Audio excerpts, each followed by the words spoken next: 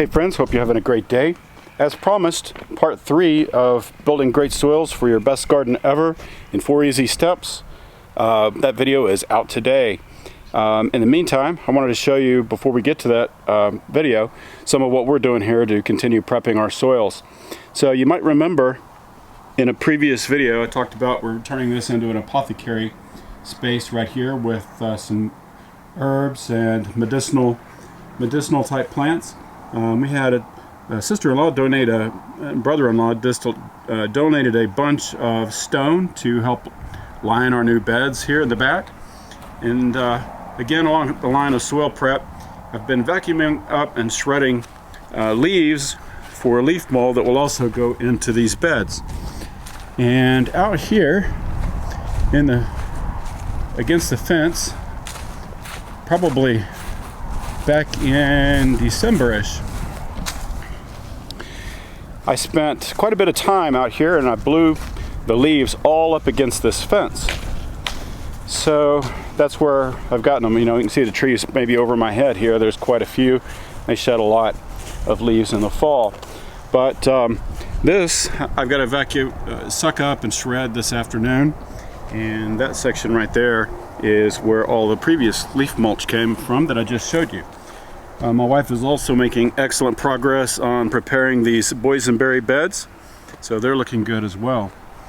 And out here, we've talked a lot about our cover crop that is doing very well, getting ready to be plowed in and part of our soil prep for this year.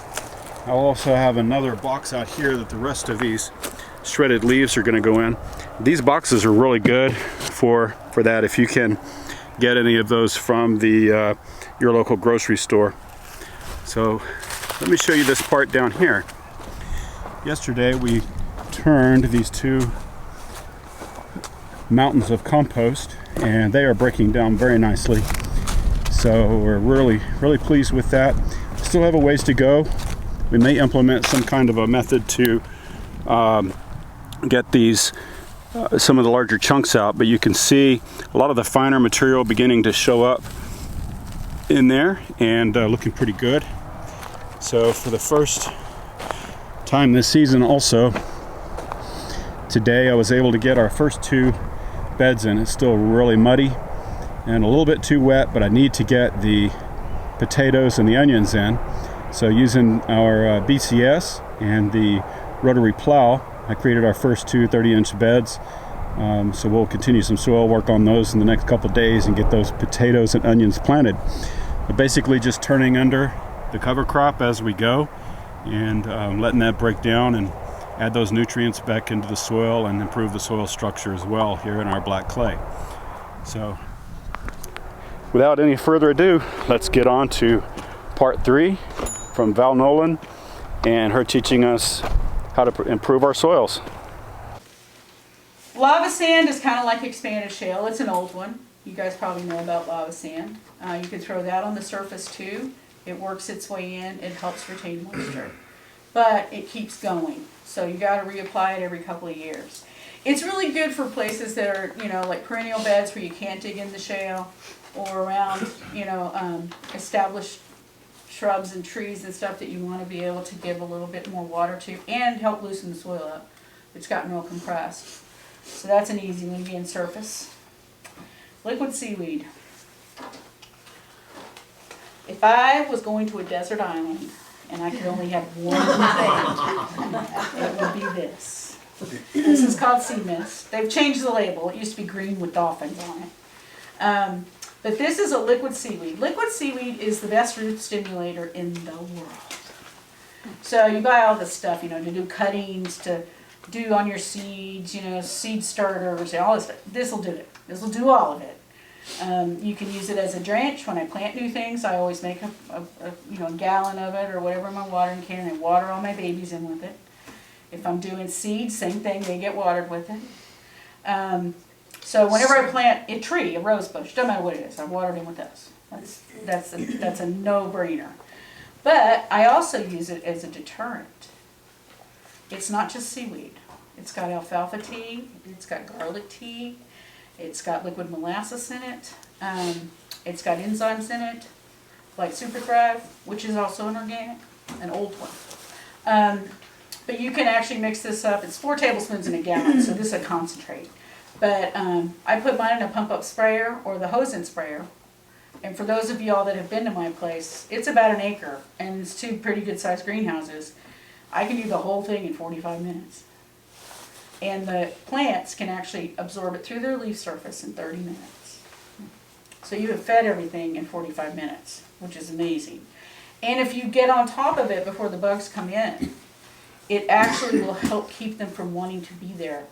Because they go, God, it stinks in here. It doesn't really stink, but you know, it might for a minute be a little seaweedy, but it's not bad. But they go, no, I'll go over there instead. But I started using this about 5 years ago, just spraying it in my greenhouse every week. I don't have those problems anymore. And my plants are so happy. This builds their immune system. It helps with their stress levels. It will give your plants 5 degrees more heat tolerance and 5 degrees more cold tolerance, if you have done it at least 24 hours in advance. So, highly recommend this product. I only had 3 little ones I brought with me, and I got a couple of gallons, but I always have it at my place. And it's made locally. It's made in Justin. Another footprint that's a lot less. Don't drink it though. I've gotten some in my mouth, and it's not pretty. Okay. The things you should, I did mention down here, things to avoid: sand, peat moss, and of course, chemicals, and anything with a number over 8. I just said 9. I said 9 because corn gluten meal is a 9. For those of you that use cornmeal products or corn gluten meal, it's 900. So I gave it a little leeway there. Now, as far as this, in 4 quick steps how to make a bed, it's the 3 steps plus 1 very important one. The first step is real easy. You got a garden bed, it's naked, or you don't have much in it right now. Or you're getting ready to think about spring, so now's the time to get your bed ready. You want to do the foundation first. The foundation consists of whatever soil is there, compost, shale, hopefully. If you don't have it, you might want to consider putting it in. It's those 3 things. And I don't mix it to tomorrow. If I have a bed I've been maintaining, I will take the mulch off, or plants that are finished. So I've cleaned it off. I'll throw down an inch and a half of compost. Because I take good care of my beds, so I don't have to add a ton. If I let that bed just sit there by itself all year long, or haven't touched it in a while, I'm going to be adding a lot more compost. But I take care of it. So we got that down there. If I'm going to do shale, I do it then. So I'm putting it out like I'm icing a cake, basically. That helps me know that I'm putting out the proper amounts, that they're equally set out.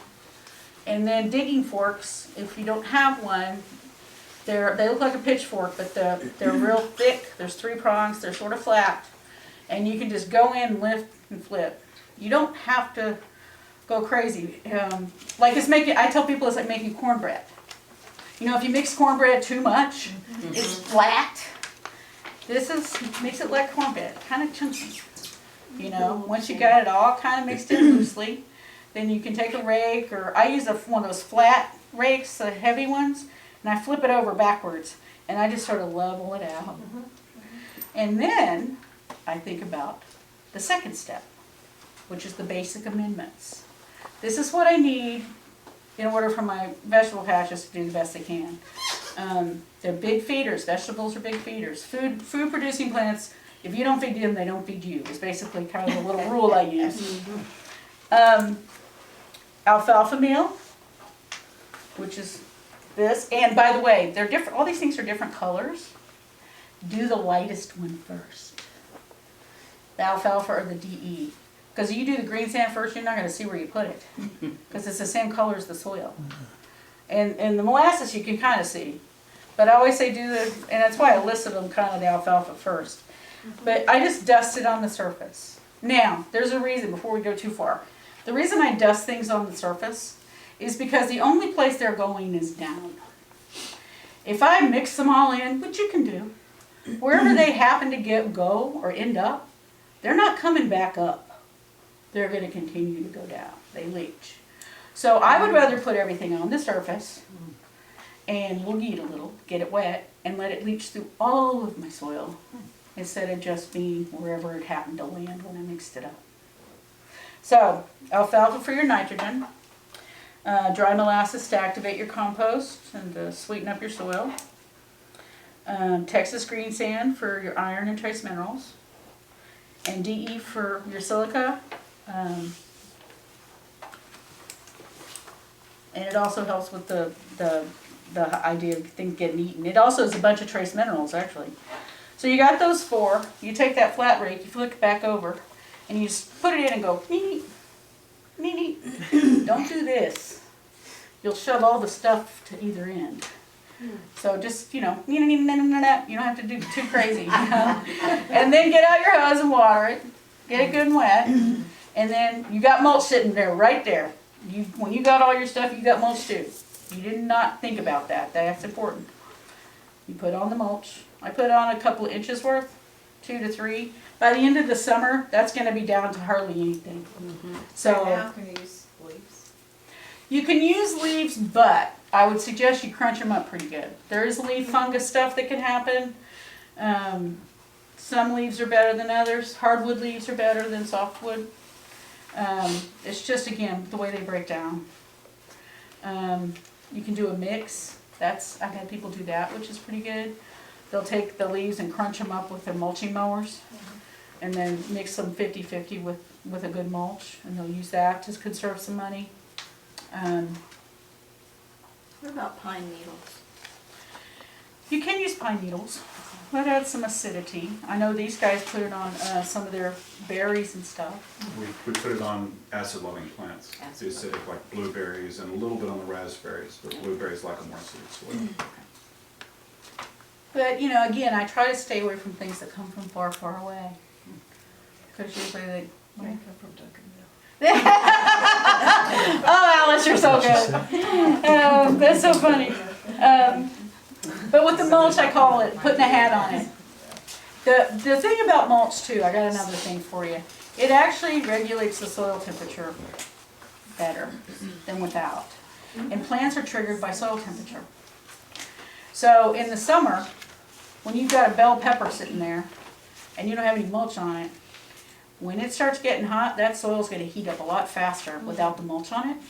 And what do? They either die or just stand there and look at you and don't do anything.